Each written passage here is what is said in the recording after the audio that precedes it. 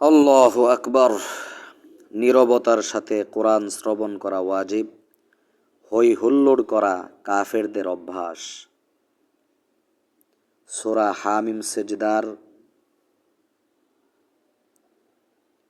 ২৬ নম্বর আয়াত থেকে আমরা জানতে পারি, তেলাওয়াতে বিঘ্ন সৃষ্টির উদ্দেশ্যে গণ্ডগোল করা কুফুরির আলামত। আরও জানা গেল যে নীরবতার সাথে শ্রবণ করা ওয়াজিব এবং ঈমানের আলামত।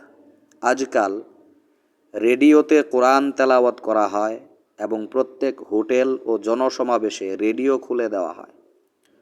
হোটেলের কর্মচারীরা তাদের কাজকর্মে এবং গ্রাহকেরা খানাপিনায় মশগুল থাকে।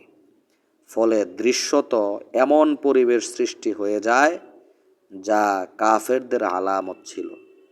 আল্লাহ তাআলা মুসলমানদেরকে হেদায়েত করুন। এরূপ পরিবেশে কোরআন তেলাওয়াতের জন্য রেডিও খোলা উচিত না। যদি বরকত হাসিলের জন্য খোলাই হয়, তবে কয়েক মিনিট সব কাজকর্ম বন্ধ রেখে নিজেরাও মনোযোগ সহকারে শোনা উচিত এবং অপরকে শোনার সুযোগ দেওয়া বাঞ্ছনীয়। আল্লাহ তাআলা আমল করার তৌফিক দান করুন।